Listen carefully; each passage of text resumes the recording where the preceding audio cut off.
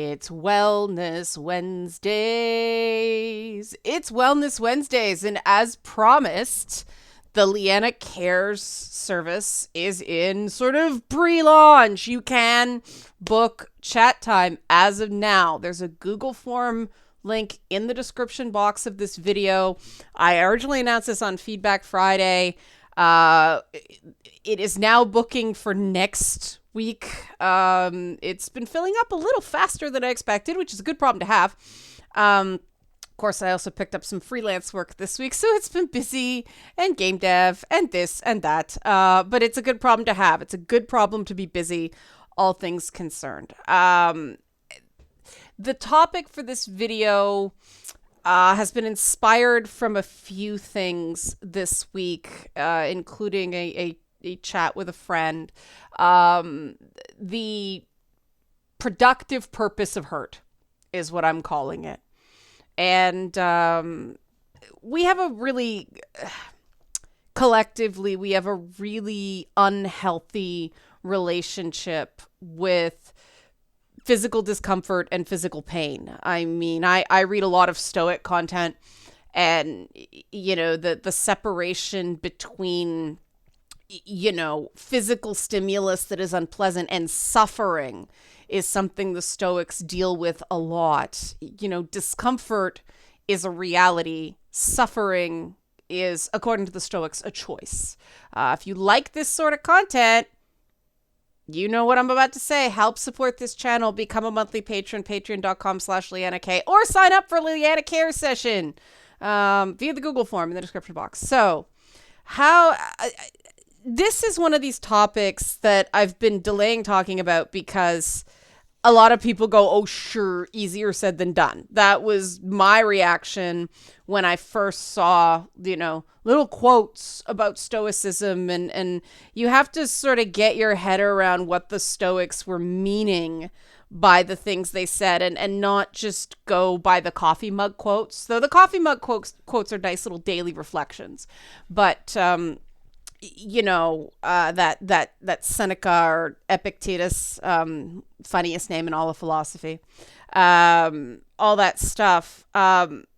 It wasn't about not feeling, and that's the biggest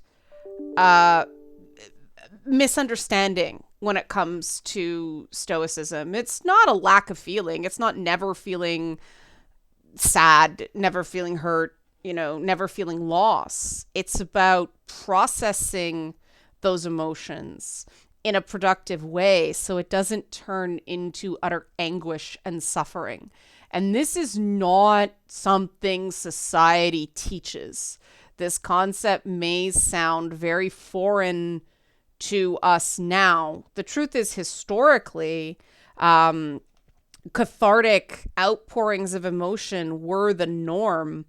You know, even for men, especially for men, because men were the ones occupying public spaces. You read Victorian fiction, you read, you know, the Greek epics, and they're all crying and wailing and mourning their friends and hugging and all that stuff. You know, there were certain points in culture that if you didn't just fall apart at your buddy's funeral, people thought you didn't care about him. That changed during the period of the World Wars. And that has stuck with us in a really unhealthy attempt by militarized societies to sweep combat trauma under the rug. One of the most fascinating interview bits I ever did in games journalism was when I interviewed Todd Pappy on the God of War franchise when I was working on my piece on PTSD and gaming, the series I did on The Escapist. And he said that, you know, giving Kratos PTSD was absolutely not in their minds. The whole thing was just so woven into Greek myth that he saw completely why people saw that and why people saw it as a metaphor for PTSD, but they didn't do it consciously. And I thought that was fascinating. It's just one of those things that it was so enmeshed in storytelling. It provided a roadmap for people that were coming back from war and had to deal with, I mean, those were bloody, bloody conflicts. They didn't get drone strikes. Everything was very up close and personal. And switch that to this sort of stiff upper lip, keep calm and carry on of the First and Second World Wars. And then the whole post-Vietnam beefcake cinema, scowling, meat monster, the Stallone, the Schwarzenegger stuff, these unfeeling killing machines. Of course, John Rambo was not that. That's the impression people get from the Rambo posters, not actually watching the Rambo movies. Sylvester Stallone doesn't do that. But the 1980s attempt to get a moral victory out of America's first real modern military defeat. I mean, for whatever reason, Americans don't count attacking Canada as a military defeat. We just don't talk about that. And, us Canadians are very polite. So, okay, move on. But a lot of Americans saw their military as so super mighty after World War II.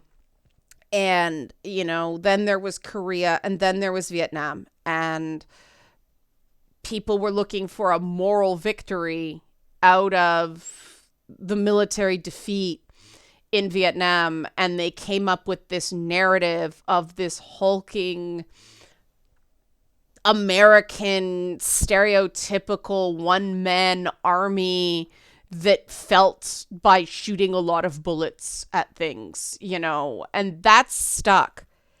And we're only sort of coming out of that. Of course, the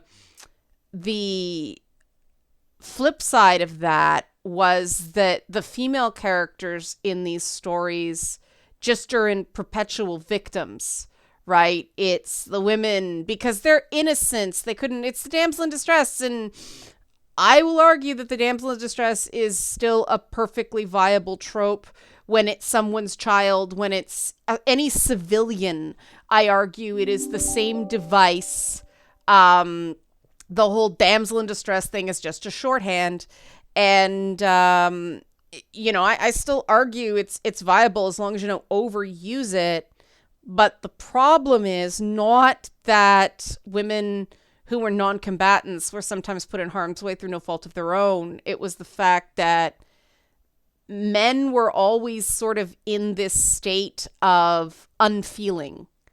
And, when they had a feeling in a movie, it just starts raining, right? And the rain falls on the car windshield. And so they're not crying. The sky is crying, right? Cinematic technique is beautiful, but still is this false perception of stoicism. That is what stoicism became in modern culture. I know I'm going very narrative on this one, Wellness Wednesday. Hear me out. And we're still stuck with this idea that if someone is hurt, it is a personal failing, or it means they've done something wrong. And that is not right. This idea that hurt is something to be avoided at all cost because hurt is weakness, that's bullshit, man. And of course, what happened in action movies? There's just female characters that do the exact same things as male characters, and those are considered strong female characters. And the more traditionally feminine characters, well, they're damsels in distress and they're a trope versus women, right? Bullshit. Let's throw that out. This is counterproductive. I love to go back and watch that episode of Brave and the Bold where it's Steve Trevor and Batman get captured, and Steve Trevor is just totally confident waiting for Wonder Woman to save them, and Batman's like, what's wrong with you? And Steve Trevor's like, yeah, hey, beautiful, like, yeah. And I love that because it was such a delightful role reversal. Yes, played for laughs, but you just sort of loved Steve Trevor in those moments because he was like, yeah, I got this super powerful woman that's gonna save me. Why should I worry? Hakuna Matata, man. Oh, right. We're not the comic book company owned by Disney. But we have ended up in this trap that women don't want to admit hurt because then, you're a passive female stereotype. And men don't want to admit hurt because it's demasculizing, because it's a passive feminine stereotype. Our fucking narratives and the feminist criticism of our narratives have made us all afraid of feeling pain. And we treat pain as a personal failing. It's not. Pain is an indication you tried. Pain is an indication you cared about someone. The whole it is better to have loved and lost than never to have loved at all. A lot of people are like, I'm not sure about that after you go through your first major heartbreak. But then, anyway, I said to this friend I was talking to that, when you go through physical therapy after an injury, it hurts like hell. But that's you getting stronger, right? When you have dental surgery to fix a tooth or, something like that, it's not pleasant. The recovery sucks, but it's better than having a bad tooth, right? And emotional pain is the same way. There's a reason they call it growing pains. The interesting thing is that Betty Friedan talked about this to an extent in The Feminine Mystique, that she found that women at post-secondary levels of education thought they were doing something wrong the minute they started to feel anxious or uncomfortable in the learning process. And because growth is inherently, at minimum, uncomfortable, sometimes quite painful, some lessons are hard learned, these women would just quit. Because they think, I'm just naturally not good at this. I shouldn't be doing this. This is making me uncomfortable. And they'd stop. And of course, men were more encouraged to face uncomfortable situations in the 1960s. And Betty Friedan accurately identified that the anxiety threshold, there was a gender imbalance. It was a double standard. And I think, unfortunately, that went too far for men in terms of how much unpleasantness men are expected to shoulder. And, there's names like disposable male syndrome and all that stuff. I know that's got like an MRA coat of paint on it, but that doesn't mean the core idea isn't sound, right? Even if you hear MRA and go, as some people do, let's not use the identity of the speaker as a reason to dismiss a valid point, right? There is something to people who get this I don't matter mentality. And either they think life is just pain. What's the Princess Bride quote? Life is pain, princess. Anybody who tells you differently is selling you something. Or there's people who think whenever they feel uncomfortable emotions, something is wrong. They have to back off, run away, stop, avoid, displace, whatever. You're not going to progress. You're not going to grow with that mindset. You have to become okay with hurt. And that is what the Stoics taught. That is what is now dialectic behavioral therapy. In hurt, emotional pain does not have to be anguish. And, another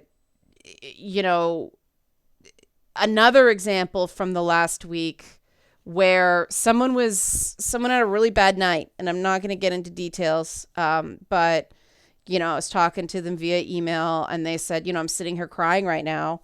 And I said, go ahead and cry tonight if it makes you feel better. And that's the exact opposite thing that most people say, right? Most people say, don't cry. And it's like, why not? The person's already crying. What's the point of saying don't cry? Go ahead and cry if it makes you feel better. I said, if you're still feeling down tomorrow, I'm here.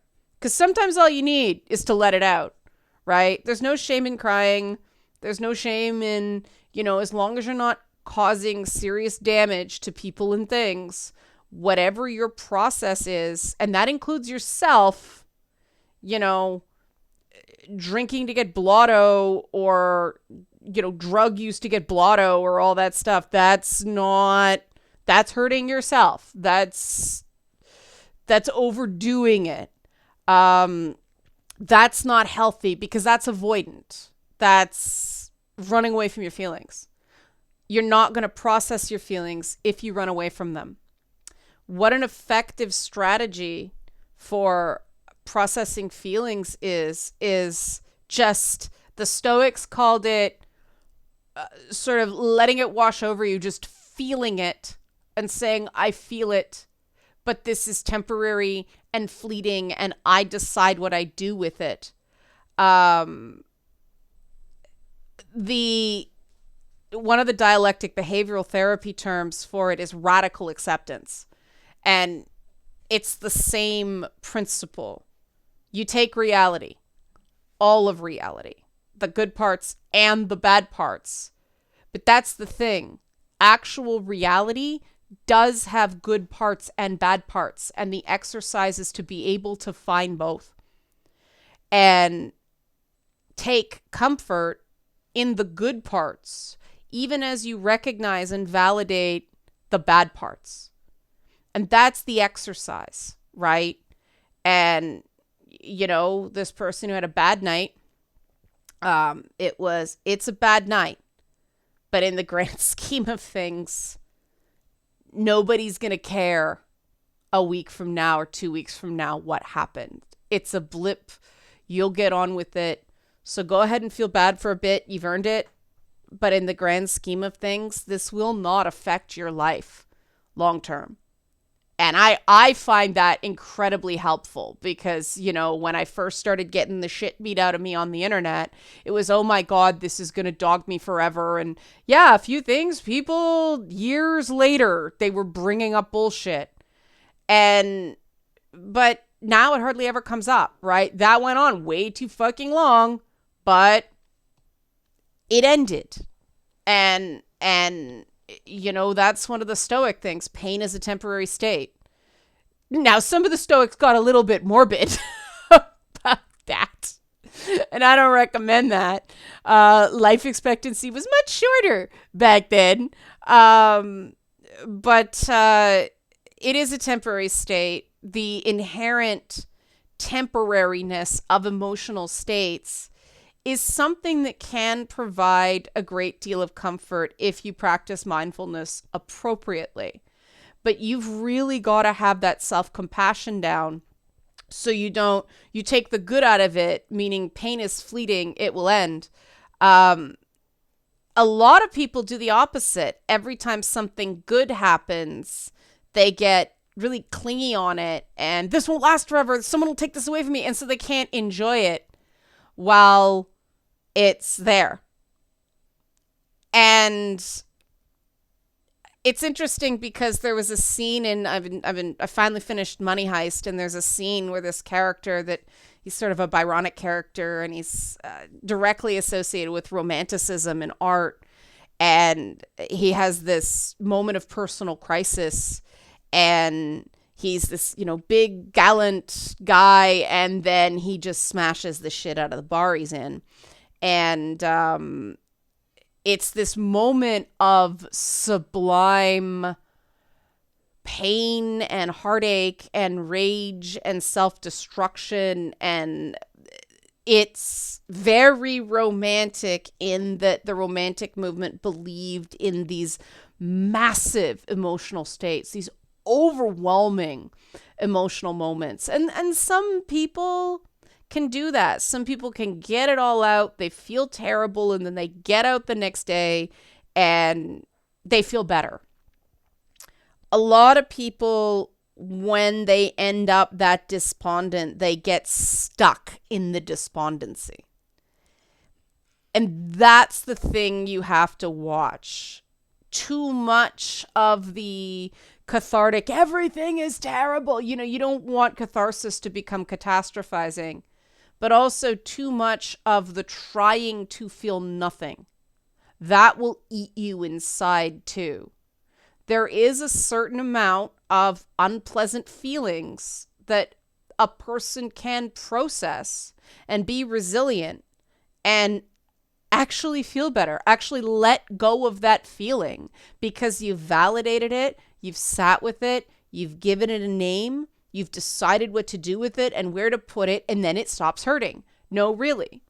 But the only way to do that is one, if you give yourself time to actually process and not just right away after the traumatic event has happened. Grief is not linear and grief is often not immediate.